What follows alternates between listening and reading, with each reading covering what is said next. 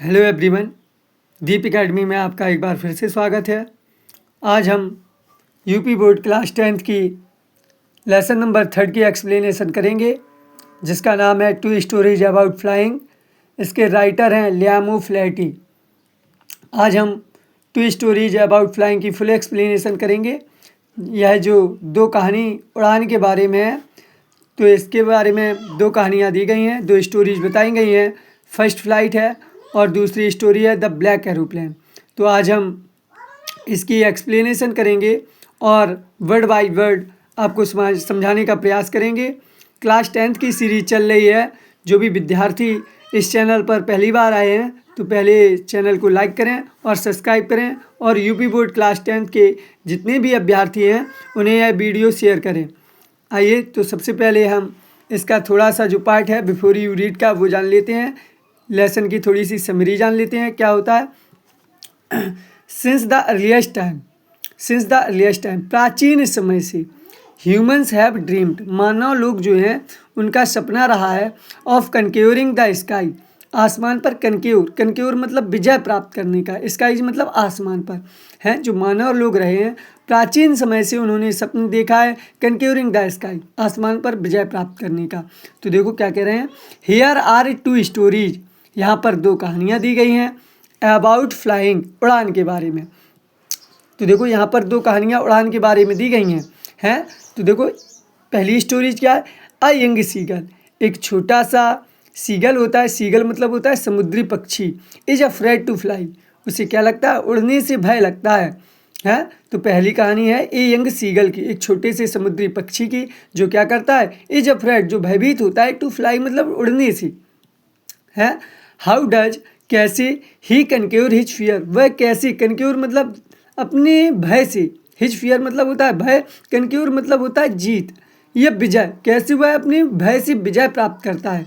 तो ये हमारी पहली स्टोरी है। और दूसरी स्टोरी क्या है, ए पायलट, एक पायलट होता है, is lost in the storm, वह तूफान में क्या होता है, स्टॉर्म क्लाउड, तूफानी बादलों में वह खो जाता है। एक पायलट होता है, वह तूफानी बादल में क्या करता है, खो जाता है। डज ही अराइव सेफ, क्या वह सुरक्षित आ पाता है। यदि वह सुरक्षित आ पाता है, हु हेल्प्स हिम, तो उसकी मदद कौन करता है। इन्हीं सभी क्वेश्चनों के आंसर अगर आपको जानने हैं तो स्टोरी की फुल एक्सप्लेनेशन आप ध्यानपूर्वक पढ़िए। जो भी विद्यार्थी इस चैनल पर नए हैं और जो भी विद्यार्थी सुदूर गाँव के हैं, उन लोगों के पास आप ये वीडियो लेक्चर को भेजिए, जिससे उनकी भी थोड़ी सी मदद हो सके। तो आइए हम इस लेसन का एक्सप्लेनेशन करते हैं। द यंग सीगल, जो छोटा सा समुद्री पक्षी था, वाज एलोन, वो अकेला था, ऑन हिज लेज, अपनी चट्टान पर, लेज मतलब होता है चट्टान। जो समुद्री पक्षी था वो अपनी चट्टान पर कैसा था, अकेला था। हिज टू ब्रदर्स, उसके जो दो भाई थे, एंड हिज सिस्टर, और उसकी जो बहन थी, हैड ऑलरेडी फ्लॉन अवे, वो पहले ही उड़ के जा चुके थे, द डे बिफोर, दिन से पहले, एक दिन पहले ही वो उड़कर वहाँ से जा चुके थे। अब जो छोटा समुद्री पक्षी है वो अपनी चट्टान पर कैसा था, अकेला था। अब देखो क्यों अकेला था, he had been afraid to fly, क्योंकि उसे डर, उड़ने से क्या लगता था, डर लगता था। He had been afraid to fly with them, उनके साथ उसे उड़ने से क्या लगता था, डर लगता था। समहाउ, किसी न किसी तरह, when he had taken a little run, है taken a little run forward to the brink, forward to the brink, किसी न किसी तरह जब उसने टेकन अ लिटिल रन, थोड़ा सा दौड़ने का प्रयास किया, forward to the brink, brink मतलब किनारा है, जैसे किनारे पर उसने आने का प्रयास किया, ऑफ द लेज मतलब चट्टान की, जैसे वह चट्टान के किनारे आया, एंड अटेम्प्टेड, और उसने प्रयास किया, टू फ्लैप हिज विंग्स, अपने पंखों को फड़फड़ाने का, जैसे ही उसने प्रयास किया, ही बिकेम अफ्रेड, तो वह क्या हो गया, भयभीत हो गया। जैसे ही वह किनारे आया और अपने पंखों को फड़फड़ाने का प्रयास किया, ही बिकेम अफ्रेड, तो वह क्या हो गया, भयभीत हो गया। क्यों भयभीत हो गया, द ग्रेट एक्सपेंस ऑफ सी, उसने देखा ग्रेट एक्सपेंस, एक्सपेंस मतलब होता है फैलाव, ऑफ सी मतलब समुद्र का, स्ट्रेच्ड डाउन बीनीथ, उसने देखा जो एक्सपेंस है, फैलाव है, काहे का फैलाव है, समुद्र का, डाउन बीनीथ, वो समुद्र का विशाल फैलाव उसके नीचे है। एंड इट वाज, और यह था, such a long way down, long way down है, यह काफ़ी नीचे था, है माइल्स डाउन मीलों नीचे था। ही फेल्ट सर्टेन, उसे तब महसूस हुआ, दैट मीन्स की हिज विंग्स की जो उसके पंख हैं, वुड नेवर सपोर्ट हिम, तब उसे ऐसा महसूस हुआ कि जो उसके विंग है वो उसका सपोर्ट नहीं करेंगे, उसका सहारा नहीं देंगे। सो ही, इसीलिए उसने क्या किया, बेंट हिज हेड, अपनी सर को झुकाया, and ran away back to the little hole under the ledge, इसीलिए वह कहाँ चला गया, पुनः वापस चला गया, टू द लिटिल होल, छोटे से छिद्र में, अंडर द लेज, जो चट्टान के भीतर था, उस छोटे से छिद्र में वह चला गया। वेयर ही स्लेप्ट, जहाँ पर वह सोया हुआ था, एट नाइट मतलब रात्रि को, जहाँ पर वह रात्रि को सोया हुआ था वह छोटे से छिद्र में चला गया। Even when each of his brother, जब तक कि उसके प्रत्येक भाई, एंड हिज लिटिल सिस्टर, और जो उसकी छोटी बहन थी, हुज विंग्स, जिनके पंख, वर फार शॉर्टर, जो उससे अधिक कहीं ज़्यादा छोटे थे, देन हिज ऑन, जो इससे अधिक कहीं ज़्यादा उसके पंख क्या थे, छोटे थे, रैन टू द ब्रिंक, वो कहाँ पर आए, किनारे पर आए, फ्लैप डियर विंग्स, उन्होंने अपने पंखों को फड़फड़ाया, एंड फ्लू अवे, और फिर से वहाँ से उड़ गए। अब राइटर है वो बताना चाहता है कि जो उसके भाई थे और बहन थे वो क्या किए, उन्होंने वो उस चट्टान के किनारे आए, फ्लैप डियर विंग्स, उन्होंने अपने पंखों को फड़फड़ाया, एंड फ्लू अवे, और वहाँ से उड़ गए। आगे देखिए क्या होता है, he failed to muster up courage, muster up मतलब होता है कलेक्ट, कलेक्ट का मतलब होता है एकत्रित करना। ही फेल्ड, वह असफल रहा, टू मस्टर अप करेज, अपने साहस को एकत्रित करने के लिए वह क्या रहा, असफल रहा, to take that plunge, ran to the brink, जिससे वह कहाँ नहीं आ सका, to take that plunge, ran to the brink, अरे सॉरी ये वाली लाइन छूट गई है, क्या कह रहे हैं, muster up to courage to that plunge which appeared to him so desperate, जिससे वह क्या हो गया, appeared to him so desperate, जिससे वह क्या हो गया, बहुत ही ज़्यादा निराश हो गया है, जब वह अपने साहस को एकत्रित नहीं कर सका है तो वह बहुत ज़्यादा क्या हो गया, निराश हो गया। आगे देखते हैं क्या है, हिज फादर, जो उसके पिता थे, एंड मदर, जो उसकी माँ थी, हैड कम, उसके पास आए, अराउंड कॉलिंग टू हिम श्रीली, उसके चारों तरफ आए, कॉलिंग, कॉलिंग मतलब पुकारते हुए, हिमीस उसको, श्रीली, श्रीली मतलब होता है तीक्ष्ण आवाज़ में, है उसके माता पिता उसके पास आए और उसे तीक्ष्ण आवाज़ में पुकारने लगे, अप ब्रेडिंग हिम, उसे डांटने फटकारने लगे, थ्रेटनिंग, और उसे धमकी भी दी, टू लेट हिम स्टार्व, कि उसे भूखा रहने दिया जाएगा, ऑन हिज लेज, है उसकी चट्टान पर उसे भूखा ही रहने दिया जाएगा, अनलेस ही फ्लू अवे, जब तक कि वह उड़ेगा नहीं, है जब तक कि वह उड़ेगा नहीं। तो उसके पेरेंट्स ने उन्हें यह धमकी दी कि तुम्हें क्या कर दिया जाएगा, भूखा ही रहने दिया जाएगा। But for the life of him, लेकिन जीवन के लिए ही, वह कुड नॉट मूव, वह हिला तक भी नहीं।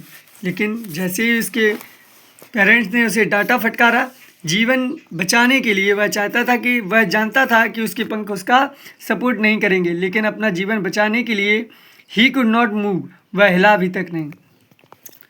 आप सभी विद्यार्थी लोग अपनी बुक खोल लीजिए और बुक से मैच करते हुए पढ़ते चलिए। जो जहाँ कहीं भी वीडियो लेक्चर मिस हो रहा है तो बुक से आप मिलाते चलिए, सावधानीपूर्वक पढ़ते चलिए।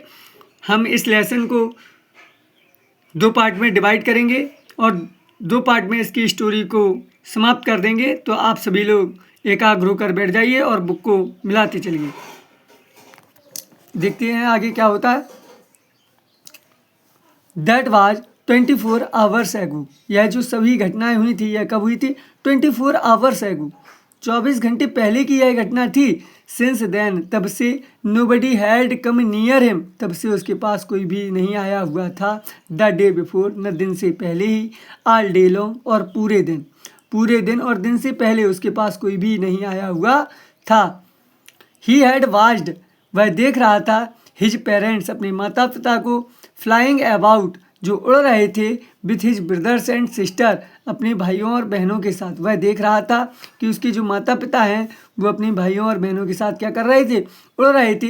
परफेक्टिंग, उन्हें परिपूर्ण बना रहे थे। देम मीन्स उनको, in the art of flight, art मतलब कला में, ऑफ फ्लाइट मतलब उड़ान की।